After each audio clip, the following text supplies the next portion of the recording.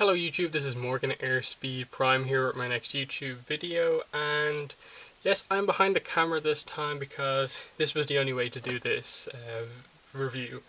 And obviously from the title you can see that this is going to be my review of The Legend of Korra Book 1, Art of the Animated Series. So the Book 1 of Korra Art Book. Now here it is. Because I think especially with this book, more than like any comic or stuff like that, you kind of, to get a review of this book, do need to see what it is and like the size of it and all the art.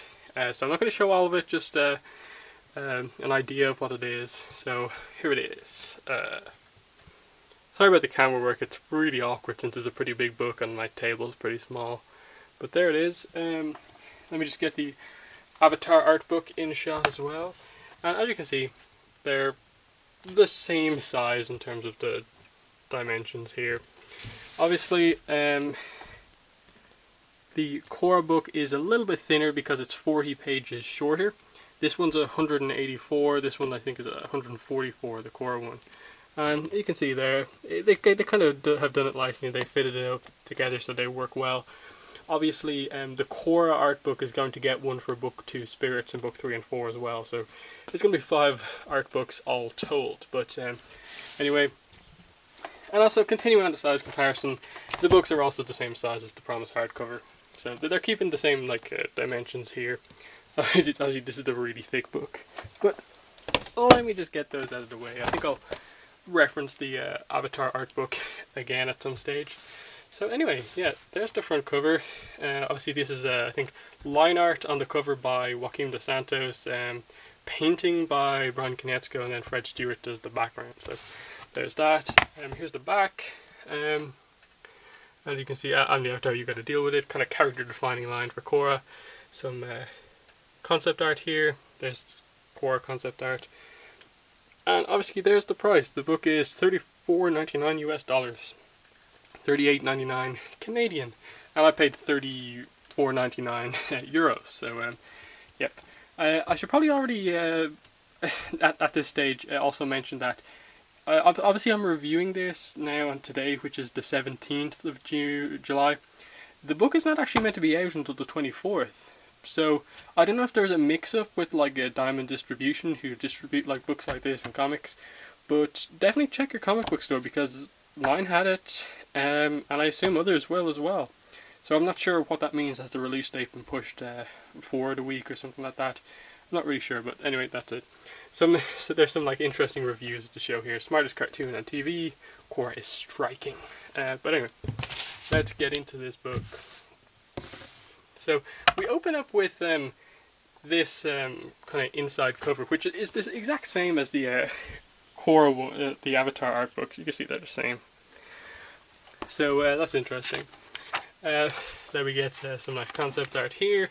We get the Korra Josh Middleton poster, which you can see is up on my wall over there. So that was a nice surprise to see this in one of the first pages. Legend of Korra art book, and then as you can see here, Brian Konietzko, Michael Dante DiMartino, and Joaquim dos Santos. So the reason Joaquim is there is because on Korra he has been upgraded from like a director to an executive producer, just like Mike and Brian. So that's why he's the kind of third guy in this book. So while with this book you had just Mike and Brian doing the comments on the art, this time you have Joaquim as well. So here we go. We obviously have the other team, like publisher, designer, editor, and stuff like that. And obviously, because it's not a story-driven book, it's just more of a collection of stuff. You need editors and stuff like that. So obviously, there's some nice art around these pages, which make it just not the page you kind of skip over. There is actually some nice art on them. Here's the contents. We have an introduction on page 6 by Mike, an introduction on page 7 by Brian, and then chapter 1, which is 22 pages, focuses on early development. And then chapters 2 to 11 focus on the episodes, and then chapter 12 is ancillary art. And this book follows roughly the same format as this one, where you also have the same thing, where in this case you have a foreword, then an introduction, but early development, you have the chapters, instead of being done by episode, are done by season, and ancillary art. So That's a slight difference there, obviously, because there is only 12 episodes. But the big thing with this book is that because it's just 40 pages shorter, yet covers like 40 something episodes less, there's a lot more page count to cover the book in. So here's the introductions by Mike and Brian. They're actually really nice if you read them. There's some pretty cool stuff. Mike talks about how grateful he is for all of the people who came together to make Korra, thanks to fans and stuff like that. While Brian's kind of focuses more on talking about the experience with how much energy Avatar took out of him, and that making the Avatar art book actually kind of inspired him and got him back into kind of the mood to make animation ahead of the Korra coming into existence. And then, now here's something I really want to talk about, the start of these chapters. All of the chapters start like this. So this is chapter 1, early development.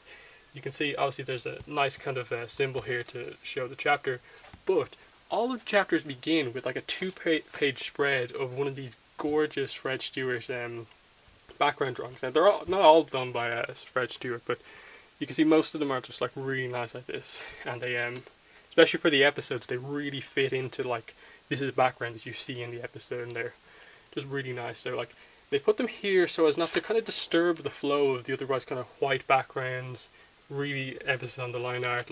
Imagine turning the page from this into a massive full page 2-page spread. They do it here for the one time in the book and stuff like that. So early development, I was a bit disappointed that there's actually no focus on really where the show came from. They briefly mentioned that Nick came to them and stuff like that in some of the kind of captions like this, but there's no real focus on where did the concepts for this show come from and that sort of thing. They instantly get straight into the character designs and initial to finished and stuff like that. And it's always interesting for me to see this sort of stuff, because I can't imagine watching Korra with these two designs as Mako and Bolin. I just can't imagine it. But look at the change from initial designs to finished designs here. There's Mako, Bolin. It's really perfect. Weird one here, that image there, but anyway. And I think what this book also does is really highlights some of the other artists. We know Brian is an art director, but Ryukyu Ki-hoon, who does all this basically whole facial expression page, is really nicely done. Pages on the animals, Naga Pabu, and here's something I want to talk about. This in the episodes and stuff like that, you don't really get many pages where you get like this, where they actually talk about the stuff. Most of the written stuff in this book is these little captions here beside the images. So there's a lot more of these in the Avatar book and not many in the Korra one, but it's fine.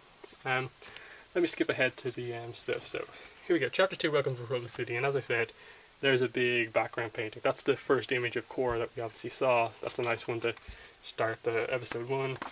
And Katara's a unique character to episode 1. She only comes back in the last episode. White Lotus, the Avatar compound, they focus in on the unique aspects of the first episodes.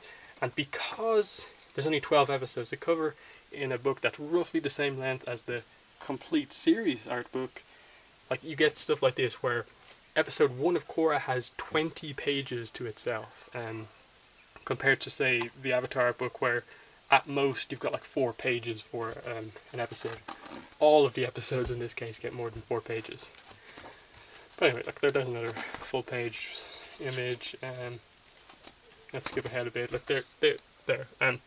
Some of there's 2 times where they do it like this. The chapter is focused on 2 episodes. In this case, obviously, the Spirit of Competition and the winner is 5 and 6. And they also do it with 8 and 9, when extremes meet, and Out of the Past. So, you see as you go through it, there's some really nice stuff. They focus sometimes on this, some really in-depth storyboards from the show, explain them. There's the characters in their bathing suits from the Aftermath, which is the episode we see them in. Huge, technology is a big thing, obviously, for Korra Book 1. So they do have a big focus on a lot of the technology. Here's 2 full pages about the mecha tank design, and it's really fascinating stuff. turning the tide, but there's the battleship. Look at that. That's insane. And Brian talks about how it's like the most complicated design he's ever done. And let me just get into that. There's the end game. Ancillary art. Look at that Air Temple Island shop. Really nice. And ancillary art just focuses on stuff like the DVD, Blu-ray cover, and stuff like that. And how obviously this isn't the Blu-ray cover. That, like, imagine that packed cover thing, but they had to split it up into like this and this. There's some of the stuff that you've probably seen on Tumblr. Like I think Brian posted this on Tumblr. We've seen that on Tumblr, and stuff like that. So it's interesting. There's the full image of the basically scroll we see at the start of episode 1. There's the Sdcc poster. There's the finale artwork. New friends, old friends posters. So as you can see, it is a very, very nice book, and I definitely recommend it to anyone who has a interest in Korra, especially hardcore fans, and especially if you really like Korra for its design choices and its art style and stuff like that. This is like a must-buy book for you, and you know, especially if you got the Avatar book, I think this one's definitely worth getting. So yeah, you know, it may be a bit pricey at $35 or euros or something like that, but especially on Amazon, where it's at least $10 cheaper, if not more. Definitely worth your time, this book. And you know, support the show with this book as well, because they put a lot of effort into making this book, and you know, we're expecting them to make 3 or more of these art books for the next 3 seasons of Korra, which are going to be really nice. Like book 2 Spirits art book is going to be awesome with all the spirit designs and stuff like that. So I'm really excited, and there you go, there's the front cover again. That's what it looks like. It's out now as far as I know. I bought it in a store, a comic store. They only had 1 copy, so I recommend getting there early, or you may miss out, but there's a better angle. Yeah, The Legend of Korra, Book 1 Air, Art of the Animated Series. There is my review. Hope you enjoyed this video. This was more to show off the book than actually review it, but definitely check out my written review on the site for more of my thoughts on like a review of the book. This is more of a kind of showing off the book. So thanks for watching this video, and bye.